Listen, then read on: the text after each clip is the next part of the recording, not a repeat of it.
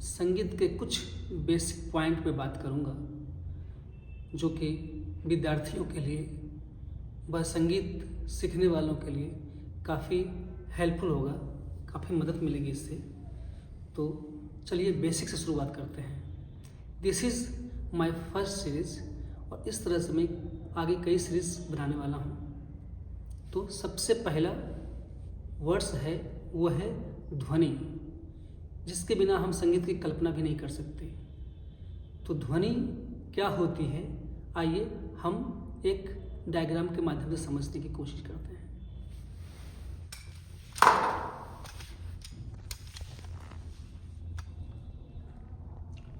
मैंने लिखा है कि ध्वनि यानी साउंड जो कुछ हमारे कानों को सुनाई देता है ध्वनि कहलाती है।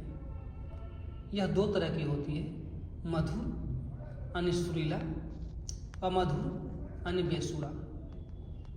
और जो सुरीला ध्वनि होता है ना, उसी का उपयोग हम संगीत में करते हैं। और इसी का दूसरा म्यूजिकल वर्ड है, दूसरा नाम है, सुरीली ध्वनि का दूसरा नाम है नाद।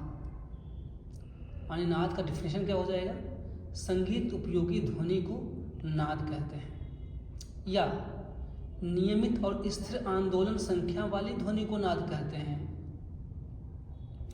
अब ये नियमित और स्थिर आंदोलन संख्या क्या होती है, तो इसके लिए एक बात को समझेंगे कि एक तार को जब हम टच करते हैं तो जितना ऊपर जाता है उतना ही नीचे जाता है, फिर जितना ऊपर जाएगा फिर उतना ही नीचे जाएगा और धीरे धीरे फिर स्थिर हो जाएगा।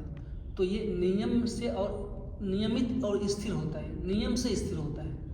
इसी को बोलते हैं नियमित और स्थिर आंदोलन संख्या वाली ध्वनि, जिसे हम नाद कहते हैं। जो ध्वनि सुरीला होगा यानी नाद होगा, उसमें कंडीशन है कि वो नियम से स्थिर होगा, यानी नियमित और स्थिर होगा। नाद के प्रकार जब चलते हैं तो नाद के दो प्रकार होते हैं, आहत नाद और अनाहत नाद। आहत नाद, जो नाद ठोकर या कंपन से उत्पन्न होता है उसे आहत नाद कहते हैं। ऐसी का उपयोग संगीत में होता है। अनाहत नाद, वह नाद जो बिना ठोकर से उत्पन्न होता है या बिना कंपन से उत्पन्न होता है, अनाहत नाद कहलाता है। इस नाद का उपयोग योग साधना में होता है, यानी आहत नाद का उपयोग संगीत में होता है। ठीक है ना, जो कुछ हम कान में सुनते हैं, हमारे कानों को सुनाई देता है, सब आहत नाद का एग्जाम्पल है। और जो जब हम दोनों कानों को बंद कर लेते हैं तो एक सन्न की ध्वनि सुनाई देती है, वह अनाहत नाद का एग्जाम्पल है। तो इस तरह से हम आहत नाद और अनाहत नाद के बारे में जान लिया है। अब नाद के 3 गुण होते हैं, ये भी बड़ा इम्पोर्टेंट है। अक्सर एग्जाम में पूछते हैं कि नाद के कितने गुण होते हैं, तो 3। पहला है नाद की ऊंचाई या नीचाई, यह पिच या सुर का निर्धारण करता है। यानी नाद यानी सुरीला ध्वनि नीचे होगा तो नीचे के नोट्स हो जाएंगे, ऊपर होगा तो ऊपर के नोट्स हो जाएंगे। ठीक है ना, तो इससे नाद की ऊंचाई और नीचाई से सुर का निर्धारण होता है। नाद का छोटा या बड़ापन यह सुर की लंबाई का निर्धारण करता है। यानी नाद जब हम सा गाने के क्रम में सा बोलेंगे तो यदि छोटा बोल दिए तो छोटा नाद हो गया, बड़ा बोलेंगे तो बड़ा नाद होगा। तो ये नाद का छोटा या बड़ापन।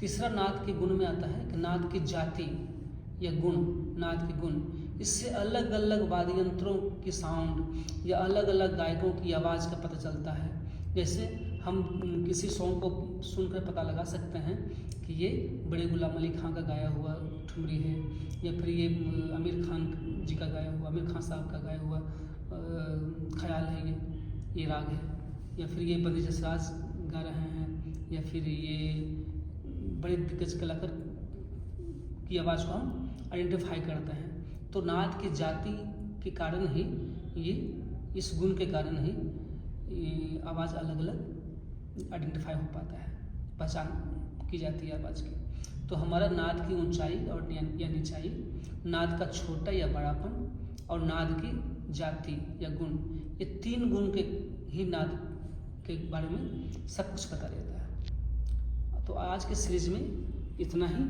नेक्स्ट टाइम हम लोग श्रुति के बारे में पढ़ेंगे कि श्रुति क्या होती है। तो यदि आपको अच्छा लगे तो ज़रूर कमेंट करें। Thank you.